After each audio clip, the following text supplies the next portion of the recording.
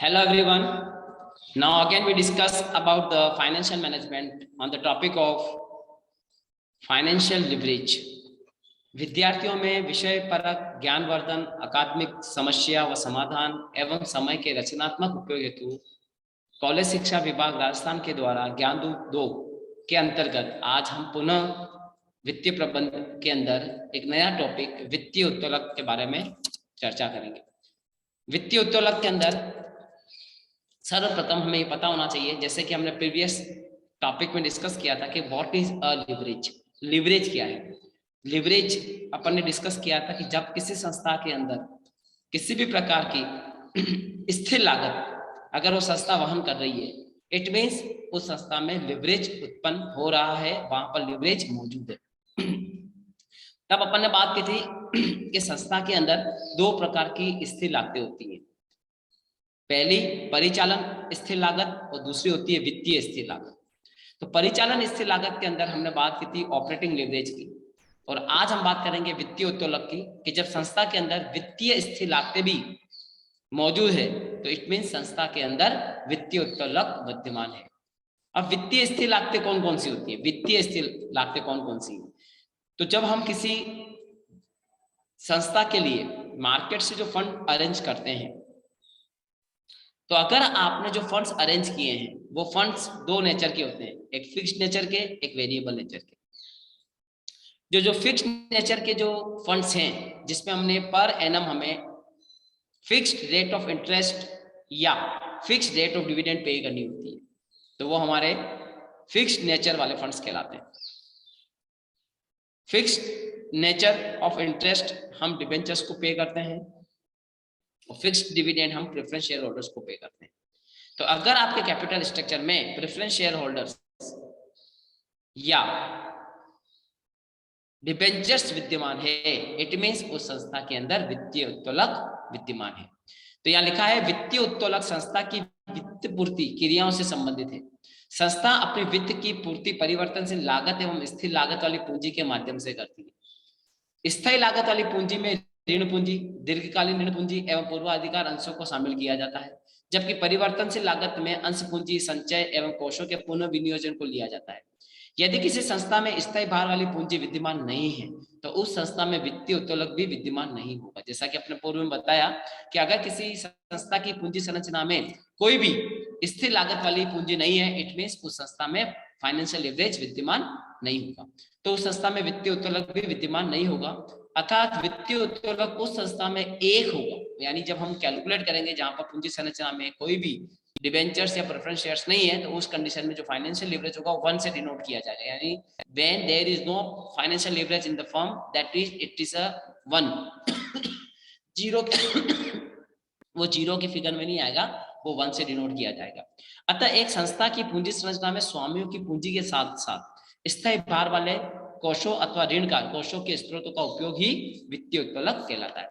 यहाँ पर वित्तीय उत्तोलक की अलग अलग परिभाषा दे रखी है। मिटमैन के अनुसार है वित्तीय उत्तोलक को स्थायी वित्तीय व्ययों के उपयोग से संस्था के प्रति अंश अर्जनों पर परिचालन लाभों में परिवर्तन के प्रभाव को आवर्धित करने की योग्यता के रूप में परिभाषित किया जा सकता है। यानी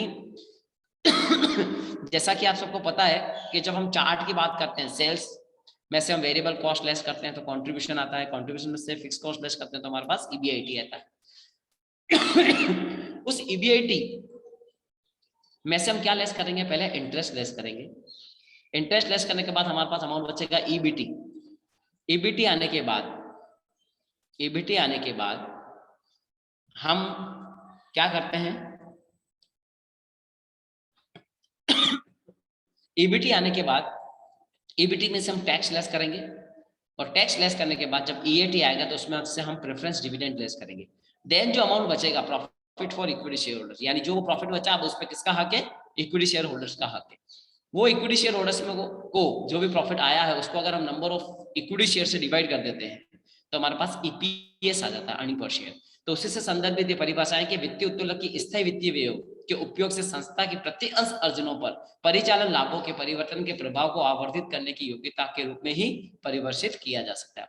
इजरा सोलेवन ने भी बताया कि वित्तीय उत्तोलक संस्था के वित्त में ऋण और समता का मिश्रण को बताता है। यानी वित्तीय उत्तोलक क्या होता है? संस्था में वित्त में ऋण, डेब्ट और इक्विटी का क्या रेशो है। ऐसे वेस्टर्न हॉस्ट की परिभाषा है वित्तीय लिवरेज में कुल पूंजी के साथ कुल ऋण पूंजी के अनुपात या कुल संपत्तियों में ऋण पूंजी के अनुपात के रूप में परिभाषित किया जा सकता है। सरल शब्दों में हम यह कह सकते हैं कि वित्तीय उत्तोलक ऋण पूंजी के उपयोग द्वारा समता पूंजी पर प्रत्याय दर को बढ़ाने की एक प्रक्रिया, यानी जितना हम ऋण पूंजी का उपयोग करेंगे उतनी समता पर प्रत्याय दर बढ़ेगी। यह प्रक्रिया समता के व्यापार के समानार्थी, यानी हम इसको ट्रेडिंग ऑन इक्विटी भी कह सकते हैं। दोनों विचारों का उद्देश्य समान है। दोनों के माध्यम से पूंजी में लिवरेज, ऊंचा ऋण पूंजी अनुपात का स्वामी पूंजी की लाभदायकता पर पड़ने वाले प्रभाव का विश्लेषण किया जाता है और इसी की सहायता से पूंजी संरचना के स्वरूप के बारे में सही निर्णय लिए जा सकते हैं। अब यहाँ पर एक ये लिवरेज की परिभाषा दे रखी है। अब बात आती है कि लिवरेज का प्रभाव क्या है। तो वित्तीय अपन डिफरेंस बाद में बात करेंगे, उससे पहले अपन एक बार प्रभाव पढ़ लेते हैं इनके कि वित्तीय उत्तोलक का प्रभाव क्या पड़ता है। दो बातें हैं, अनुकूल क्या प्रभाव है और प्रतिकूल क्या प्रभाव है। यदि किसी संस्था में स्थिर भार वाली प्रतिभूतियों के कारण प्रति अंश अर्जन बढ़ती है, अगर आप जितनी ज्यादा फिक्स नेचर की कैपिटल्स को अरेंज करते हैं और उससे अगर आपका ईपीएस बढ़ रहा है, तो इस स्थिति में वित्तीय उत्तोलक अनुकूल प्रभाव को दर्शाता है, यानी इस कंडीशन में हमारे लिए फाइनेंशियल लिवरेज बेस्ट है। अर्थात किसी संस्था में ऋण पूंजी की लागत की दर यानी डेब्ट की जो रेट है के समतांश पूंजी की लागत की दर से कम है। अगर आपकी केडी केई से कम आ रही है तो इट मींस आपका जो वित्तीय उत्तोलक है वो अनुकूल प्रभाव दिखा रहा है। जैसे कि किसी संस्था में केई 15% और केडी 10% है, तो इट मींस इस संस्था में ऋण पूंजी का उपयोग समग्र लागत में 5% की कमी करेगा, जो कि समतांशधारकों के लिए लाभ बढ़ाएगा। तो हम सीधा सीधा ये कह सकते हैं कि अनुकूल प्रभाव कब होगा, जब केडी इज लेस देन केई। जब आपका केई हायर देन है केडी से, तो इट मींस हमें लिवरेज, फाइनेंशियल लिवरेज का फॉलो अप करना चाहिए। इसी के विपरीत जब हम जाते हैं प्रतिकूल प्रभाव की जब हम बात करते हैं, तो यदि संस्था में ऋण पूंजी की लागत दर समता अंश पूंजी की लागत दर से अधिक है, तो उस स्थिति में ऋण पूंजी का प्रयोग वित्तीय उत्तोलक पर वित्तीय प्रभाव डालेगा, यानी केडी इज हायर देन केई। जैसे कि यहाँ दे रखा है केडी 15% और केई मात्र 10% है, तो उस कंडीशन में हमारा वित्तीय उत्तोलक हमारी संस्था पर एक प्रतिकूल प्रभाव डालता है। तो ऋण पूंजी का प्रयोग से कुल लाभ में 5% से कमी हो जाएगी, जो कि समता के प्रत्याय में कमी करेगी। इसलिए कहा जा सकता है कि वित्तीय उत्तोलन एक तरह से समान समतांशधारकों के लिए उपलब्ध अर्जनों में वृद्धि करता है तथा दूसरी और इसमें कमी भी लाता है। इसी प्रकार वित्तीय उत्तोलन की क्या विशेषता रहेगी, तो चिट्ठे के दायित्व पक्ष से संबंधित है। वित्तीय उत्तोलन किससे संबंधित है, चिट्ठे के दायित्व पक्ष से। दायित्व पक्ष से क्यों जोड़ रहे हैं, क्योंकि वित्तीय उत्तोलन कब उत्पन्न होगा, जब आपने डेब्ट या प्रेफरेंस से पैसा ले रखा है। वित्तीय उत्तोलन का संबंध चिट्ठे के दायित्व पक्ष अर्थात वित्त से संबंधित है। यदि संस्था में स्थायी भार वाली पूंजी उपलब्ध है तो वित्तीय उत्तोलन भी उपलब्ध होगा, अन्यथा नहीं। परिचालन व कर योग्य लाभ के आनुपातिक संबंध, ये और अच्छा टॉपिक दिया इन्होंने कि परिचालन लाभ जो भी आपका ईबी परिचालन लाभ ईबीआईटी है और कर योग्य लाभ का मतलब ईएटी या ईबीटी, उनके आनुपातिक संबंध को दर्शाता है। वित्तीय उत्तोलन जब परिचालन लाभ का एक स्तर हो, उस स्थिति में परिचालन लाभ और कर योग्य लाभ में आनुपातिक संबंध को, यानी एक फॉर्मूला है। जब हम डीएफएल कैलकुलेट करते हैं तो डीएफएल कैलकुलेट करने का फॉर्मूला क्या है हमारे पास, डीएफएल कैलकुलेट करने का फॉर्मूला होता है EBIT upon EBT, EBIT upon EBT. तो ईबीआईटी क्या है, वही प्रॉफिट है, परिचालन लाभ है, और ईबीटी क्या है, हमारा कर योग्य लाभ है। तो इन दोनों का जो आनुपातिक संबंध है उससे वित्तीय उत्तोलन की गणना की जाती है। प्रति अंश अर्जनों पर प्रभाव, जब परिचालन लाभों का स्तर 2 या 2 से अधिक हो तो यह स्थिर वित्तीय व्यय के कारण परिचालन लाभों में होने वाले परिवर्तनों को का प्रति अंश अर्जनों पर प्रभाव स्पष्ट होता है। यानी जब हम कंपैरिजन वाला क्वेश्चन करते हैं, जैसे कि हमने लास्ट में भी पढ़ा था, परिचालन उत्तोलक में भी बात की थी, दो तरह के क्वेश्चन होते हैं। अगर एक सिंपल क्वेश्चन आता है तो हम सी अपॉन ईबीआईटी से क्वेश्चन को सॉल्व करेंगे, उससे जो आंसर आएगा वो डीओएल होगा। बट अगर आपके पास सेल्स या ईबीआईटी के अलग अलग वैल्यूज गिवन है, एक ही कंपनी की अलग अलग वैल्यूज गिवन है, तो हम कंपैरिजन वाला फॉर्मूला यूज करते हैं, change in EBIT upon change in sales. Same thing यहाँ पर भी लिवरेज की जब हम बात करते हैं, फाइनेंशियल लिवरेज की बात करते हैं, तो यहाँ भी दो फॉर्मूले होंगे आपके पास, ईबीआईटी अपॉन ईबीटी जब सिंपल सिचुएशन है, और कंपैरिजन है तो change in EPS upon change in EBIT. EBIT में कितना चेंज है प्लस चेंज इन ईपीएस में कितना चेंज है, तो वही चीज यहाँ बताया कि प्रत्येक अर्जनों पर इसका क्या प्रभाव आएगा। वित्तीय जोखिम की अगर बात करें तो वित्तीय उत्तोलन की उपलब्धता के कारण संस्था में वित्तीय जोखिम में वृद्धि होती है। क्यों होती है, क्योंकि हमने डेब्ट के थ्रू पैसा लिया है। लेकिन इस जोखिम से होने वाले लाभ समतांशधारकों के प्रत्याय में वृद्धि करते हैं। वित्तीय जोखिम बढ़ने का प्रमुख कारण यह है कि ऋण के उपयोग से अंशधारकों की प्रत्याय में परिवर्तनशीलता तथा संस्था के दिवालिया हो जाने पर की संभावना में वृद्धि होती है। यानी अगर हम डेब्ट के थ्रू पैसा लेते हैं और अगर उसका हमें टाइमली पेमेंट नहीं करते हैं तो वो हमारे लिए वित्तीय जोखिम उत्पन्न कर सकते हैं। समता पर व्यापार नीति के कदमों पर, ये भी इंपॉर्टेंट है। समता पर व्यापार में अपन बात की थी कि जब कोई भी संस्था अपनी पूंजी संरचना में जितने ज्यादा ऋण पूंजी का उपयोग करेगी वो उतने ही समता पर व्यापार करेगी। तो सेम चीज है, अगर आप ऋण पूंजी का उपयोग करें इसका मतलब आप वित्तीय उत्तोलक को फॉलो कर रहे हो। अगर वित्तीय उत्तोलक को फॉलो करते हो वो समता पर व्यापार नीति के कदमों पर आप फॉलो कर रहे हैं। तो दो फॉर्मूले अपन ने डिस्कस किए, दो बातें अपन ने डिस्कस की, एक वित्तीय उत्तोलक के बारे में और एक परिचालन उत्तोलक के बारे में। एक बार मैं वापस बता देता हूँ। परिचालन उत्तोलक के अंदर हमने दो बात की कि परिचालन जो उत्तोलक है, परिचालन उत्तोलक के अंदर हम फॉर्मूला लगाते हैं C/EBIT सिंपल वाले फॉर्मूले में, और कंपैरिजन में फॉर्मूला लगाते हैं चेंज इन EBIT और चेंज इन सेल्स। ये दो फॉर्मूले उपलब्ध है जिससे आप DOL कैलकुलेट करेंगे। सेम चीज DFL की अगर हम बात करें तो DFL के लिए भी दो फॉर्मूले होंगे, EBIT/EBT, एक ये फॉर्मूला होगा और दूसरा फॉर्मूला होगा हमारा चेंज इन EPS/चेंज इन EBIT। अगर इन दोनों को हम इंक्लूड कर देते हैं, DOL और DFL दोनों को जब हम इंक्लूड कर देते हैं तो दोनों से हमारे पास एक कंबाइंड लीवरेज आता है। कंबाइंड लीवरेज का मतलब है DOL into DFL is equal to DCL, degree of combined leverage. आपके सामने एक इनकम स्टेटमेंट बना हुआ है जो एंड EPS तक जा रहा है, वही sales minus variable cost contribution आएगा। फिक्स कॉस्ट को लेस करेंगे तो EBIT आएगा, जिसको हम ऑपरेटिंग प्रॉफिट भी कहते हैं। EBIT में से हम इंटरेस्ट लेस करेंगे तो EBT आएगा, EBT में से हम टैक्स लेस करेंगे तो EAT आएगा, और उसमें से अगर प्रेफरेंस डिविडेंड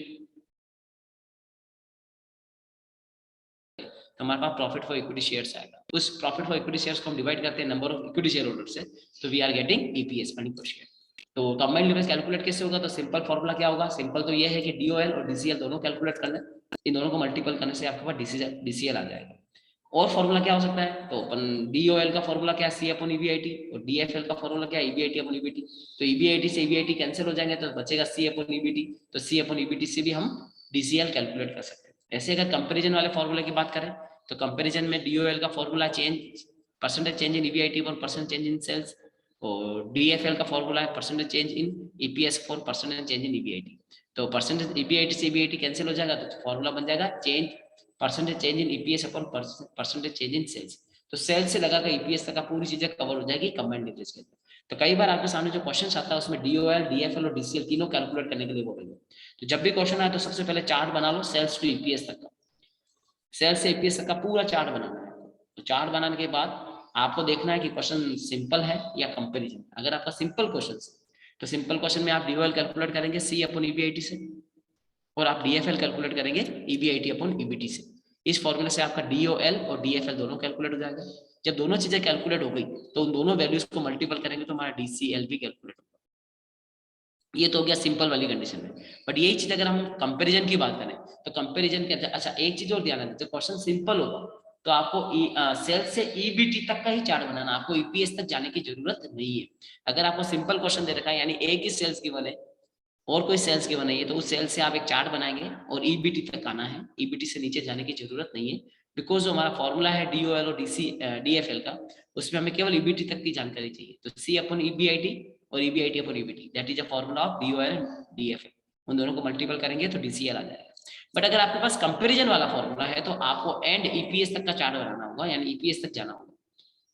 और जब आप चार्ट EPS तक का बना लेंगे अलग अलग सेल्स के ऊपर, जैसे आपके पास तीन सेल्स दे रखी है तो आपको 3 कॉलम्स बनाने होंगे, तीनों का EPS कैलकुलेट करना होगा, तीनों का EBIT कैलकुलेट करना होगा, तीनों की वेरिएबल कॉस्ट कैलकुलेट करनी होगी, तीनों का चार्ट बनाना है। और आपको फॉर्मूला यूज करना होगा percentage change in EBIT upon percentage change in sales that is a formula of DOL, और percentage change in EPS upon percentage change in EBIT that is a formula of EDFL।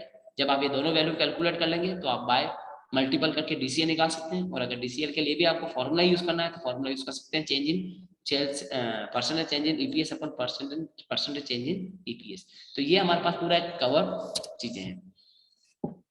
अब यहाँ पर मैंने वित्तीय उत्तोलक का अलग से एक फॉर्मूला अलग से दे रखा है कि परिचालन लाभ के स्तर पर फॉर्मूला लिखा हुआ है कि EBIT अपॉन EBT ये फॉर्मूला लगेगा, इस फॉर्मूले से आपको देखना है। बट एक चीज जो आप सबको ध्यान रखनी है जो बहुत इंपॉर्टेंट है, वो मैं आपको यहाँ पर एक इंपॉर्टेंट टिप्पणी के रूप में बता रहा हूँ कि कई बार क्या होता है आपकी पूंजी संरचना में केवल डिबेंचर ऋण पूंजी ही है तब तो फॉर्मूला लगेगा EBIT अपॉन EBT। बस ऋण पूंजी के साथ साथ अगर आपकी पूंजी संरचना में पूर्वाधिकार अंश भी है, यानी ऋण पूंजी हो या ना हो बट पूर्वाधिकार अगर अंश है तो आपका फॉर्मूला होता है EBIT अपॉन EBT स्टार। ये फॉर्मूला लगेगा, स्टार लग रहा है वहां, स्टार का मतलब ये है कि आप EBIT में से जब इंटरेस्ट लेस कर देंगे तो आपके पास EBT आएगा। आप EBT में से आपको प्रेफरेंस डिविडेंड लेस करना है, बिकॉज प्रेफरेंस डिविडेंड भी क्या है, हमारा फिक्स नेचर की कैपिटल है, तो उसका डिविडेंड भी हमें लेस करना होगा। बट डिविडेंड लेस करने से पहले आपको टैक्स भी लेस करना है, क्योंकि हमारा जो स्टेटमेंट है उसमें क्या होता है, ईबीआईटी में से हम इंटरेस्ट लेस करते हैं तो ईबीटी आता है, ईबीटी के बाद हम टैक्स लेस करते हैं तो ईएटी आता है, और ईएटी में से हम प्रेफरेंस डिविडेंड लेस करेंगे तो profit for equity share holders आएगा। तो जब हम ईबीआईटी में से इंटरेस्ट लेस करते हैं तो ईबीटी आता है, और ईबीटी में से हमें टैक्स लेस करना है तो ईएटी बन जाएगा, जबकि हमारा फॉर्मूला तो ईबीटी मेंशन किया हुआ है। तो हमें बिना टैक्स लेस किए डायरेक्ट प्रेफरेंस डिविडेंड लेस करना होगा, तो वो ईबीटी स्टार कहलाएगा। तो बिना टैक्स लेस किए आपको जब प्रेफरेंस डिविडेंड लेस करना है तो उसको आप कैसे करेंगे, तो उसके लिए आपको क्या करना है, ईबीटी में से सीधा gross up amount of preference dividend less करना होगा, टैक्स लेस करने की जरूरत नहीं है, सीधा gross up amount of preference dividend. अब gross up amount of preference dividend आप कैलकुलेट कैसे करेंगे, तो नीचे फॉर्मूला लिखा हुआ है देखो, PD preference dividend upon 1 minus T, यानी जो भी आपका प्रेफरेंस डिविडेंड बन रहा है उसमें 1 माइनस टैक्स रेट का फॉर्मूला लगाकर आप वो वैल्यू कैलकुलेट कर लेंगे, और वो वैल्यू आप ईबीटी में से लेस कर देंगे। तो ईबीटी में से ये वैल्यू जब आप लेस कर देंगे तो वो ईबीटी स्टार आ जाएगा, और फिर आपको फॉर्मूला लगाना है ईबीआईटी अपॉन ईबीटी स्टार, और वो जो वैल्यू आएगी दैट इज अ डीएफएल। तो ये चीज आपको ध्यान रखना है, सिंपल सिचुएशन में अगर आपको क्वेश्चन में ओनली ऋण पूंजी दे रखी है, प्रेफरेंस नहीं है, तो सिंपल फॉर्मूला लगेगा ईबीआईटी अपॉन ईबीटी। बट ऋण पूंजी के साथ या प्रेफरेंस शेयर होल्डर्स गिवन है, अगर आप ऋण पूंजी नहीं है, प्रेफरेंस शेयर होल्डर गिवन है तो भी, और ऋण पूंजी के साथ प्रेफरेंस शेयर होल्डर है तो भी, यानी अगर पूंजी संदर्भ में प्रेफरेंस शेयर होल्डर है तो ईबीटी में से आपको ग्रॉसअप amount of preference dividend less करना है, तब जाके आपके पास ईबीटी स्टार आएगा, और फिर फॉर्मूला लगाना है डीएफएल का ईबीआईटी अपॉन ईबीटी स्टार, और उससे वैल्यू कैलकुलेट करनी है। ये चीज आपको ध्यान रखनी है सिंपल सिचुएशन में। लेकिन अगर कंपैरिजन का क्वेश्चन है तो आपको कुछ सोचने की जरूरत नहीं है, बिकॉज कंपैरिजन के अंदर फॉर्मूला में हमें ईपीएस चाहिए, लेस होता है ऑलरेडी, और टैक्स भी ऑलरेडी लेस हो रहा है, तो प्रेफरेंस शेयर का होना ना होने से कोई फर्क नहीं पड़ने वाला। केवल सिंपल सिचुएशन में आपको ध्यान रखना है कि प्रेफरेंस डिविडेंड अगर गिवन है या प्रेफरेंस शेयर होल्डर्स अगर गिवन है तो आपको ग्रॉसअप amount of preference dividend calculate करना है, और ईबीटी में से वो वैल्यू लेस करने के बाद ईबीटी स्टार लगाना है। बट कंपैरिजन में आपको कुछ नहीं करना है, कंपैरिजन में वही फॉर्मूला लगेगा, change in EPS upon change in EBIT, तो ईबीआईटी से आपको ईपीएस तक आना है और वैल्यूएशन आपको कैलकुलेट करनी है। तो ये दो फॉर्मूले आपको दे रखे हैं, डीएफएल का, डीओएल हम पहले पढ़ चुके हैं, डीएफएल का फॉर्मूला ये रहा, और इससे पहले अपने डीसीएल की बात की, ये तीनों चीजें आपको अच्छे से कैलकुलेट करनी है। ये चार्ट है जो अपने डिस्कस किया था। अब आती है वित्तीय उत्तोलक और परिचालन उत्तोलक और वित्तीय उत्तोलक में क्या संबंध है। तो जब किसी संस्था में दोनों ही उत्तोलक विद्यमान होते हैं तो दोनों उत्तोलक का मिश्रित प्रभाव अंशधारकों के प्रत्यय व जोखिम पे पड़ता है। देखो ये चीज आप सबको पता होना चाहिए, बिकॉज हम फाइनेंशियल मैनेजमेंट की बात कर रहे हैं, एक बिजनेस की फाइनेंस की बात करते हैं कि जितना ज्यादा आप रिस्क लेंगे उतने ही आपका रिटर्न्स बढ़ेगा। ये रूल है, ये बिजनेस रूल है, जितना आप रिस्क उठाएंगे उतने ज्यादा आपका रिटर्न्स बढ़ेगा, और जितना आप सेफ्टी चाहते हैं, सिक्योरिटी चाहते हैं, उतने आपका रिटर्न्स कम होंगे।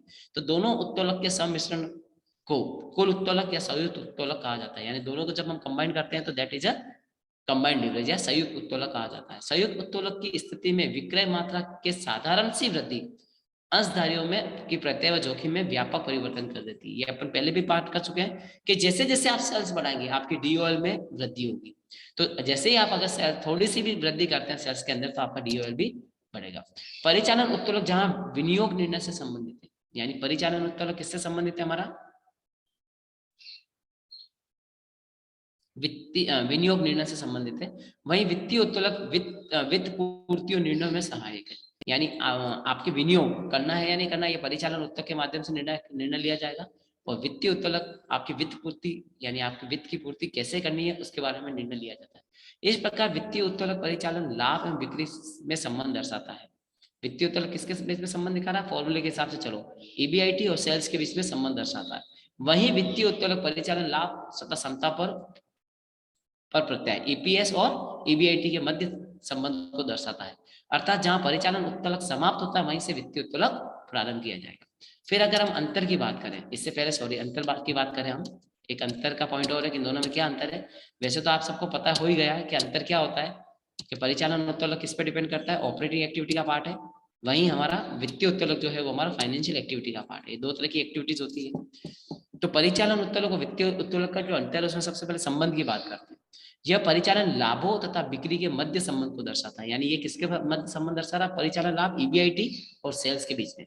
वहीं यह परिचालन, यह वित्तीय उत्तोलक मतलब वित्तीय उत्तोलक किसके बीच में संबंध दर्शाता है? परिचालन लाभ ईबीआईटी और ईपीएस के मध्य संबंध को दर्शाता है।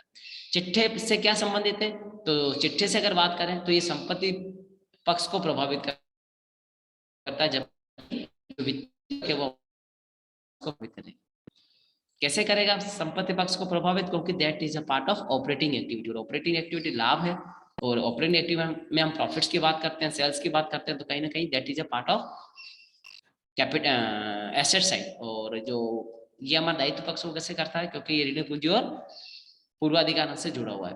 निर्णय, विनियोग संबंधी निर्णय, अगर आप विनियोग संबंधी कोई निर्णय लेना चाहते हैं, आप कोई कैपिटल नया प्रोजेक्ट लेना चाहते हैं या आप प्रोजेक्ट इन्वेस्टमेंट करना चाहते हैं, तो वो विनियोग के लिए हम परिचालन उत्तोलक को ध्यान में रखते हैं।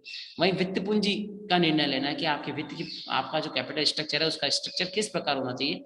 Such type of decisions will be taken on the basis of financial leverage. जोखिम, इस उत्तोलक में व्यावसायिक जोखिम में वृद्धि होती है, ये ध्यान रखना है आपको। बिजनेस, जितना ज्यादा आप फिक्स एक्सपेंडिचर बियर करेंगे उतनी आपकी बिजनेस की जोखिम ज्यादा होगी। और सेम चीज अगर आप वित्तीय उत्तोलक की बात करते हैं, उसमें वित्तीय जोखिम ज्यादा होती है, यानी जितनी आप डेप्ट ज्यादा यूज करेंगे उतनी आपकी रिस्क ज्यादा होगी। उद्देश्य क्या है? यह विक्रय में परिवर्तन के कारण परिचालन लाभों में होने वाले परिवर्तन को बताता है। यानी वही चीज है कि विक्रय में क्या परिवर्तन है, उससे आपके परिचालन लाभों में क्या परिवर्तन आएगा। और सेम चीज परिचालन लाभों में परिवर्तन आपके ईपीएस में होने वाले परिवर्तन को दर्शाता है। स्थायी लागतों की उपस्थिति, यानी परिचालन लागत में स्थायी परिचालन लागत की उपस्थिति होना जरूरी है। वैसे वित्तीय उत्तोलक के अंदर स्थायी वित्तीय लागत का होना जरूरी है। आय विवरण पर प्रभाव क्या पड़ेगा? यह संस्था की परिचालन क्रियाओं से आय का निर्धारण करता है, यानी that is a part of operating activity. और यही चीज अगर हम वित्तीय की बात करें या वित्तीय उत्तोलक की बात करते हैं, तो ये हमारे फाइनेंशियल क्रियाओं से जुड़ा हुआ है। वित्तीय क्रियाओं से आय का निर्धारण करता है, तो परिचालन लाभ के पश्चात लाभों को प्रभावित करेगा। तो ये एक इंपॉर्टेंट पार्ट है हमारे लीवरेज का। तो लीवरेज के कई सारे न्यूमेरिकल क्वेश्चन से आपको सॉल्व करने हैं, और न्यूमेरिकल क्वेश्चन सॉल्व करते समय अगर आपको कोई प्रॉब्लम्स आती है तो आप हमारे साथ शेयर करें, आपकी प्रॉब्लम्स को शेयर करें। जितनी ज्यादा आप अपनी प्रॉब्लम को शेयर करेंगे, हम उतने ही आपके डाउट्स को क्लियर कर पाएंगे। हम एक स्पेशल सेशन रखेंगे, क्वेश्चनरी सेशन होगा, उसमें आपकी जो भी क्वेश्चनरीज हमारे पास सेट बॉक्स में अवेलेबल होगी, उसकी क्वेरीज हम आपको उस पर्टिकुलर लाइव क्लास के अंदर क्लियर करेंगे। तो मेरा ये मानना है कि जो भी क्लासेस आप हमारे इस EFM के प्लेटफॉर्म पे पढ़ रहे हैं ज्ञानदूत के माध्यम से, तो आप अपनी क्योरीज को जरूर शेयर करें। जितनी ज्यादा आप क्योरीज और शेयर करेंगे तो हमें भी क्यूरियोसिटी रहेगी आपको पढ़ाने की, आपके साथ टच होने की, आपके साथ अपनी बात को साझा करने के लिए। एक इंटरेक्टिव क्लास रहेगी, तो हमें मजा आएगा नई नई चीजें आपको बताने के बारे में, नई नई चीजें हम आपको साथ शेयर करेंगे, आपको भी सब्जेक्ट के प्रति आपकी रुचि बढ़ती चली जाएगी। तो ये हमारा जो चैप्टर है वो हमारा लीवरेज से संबंधित था।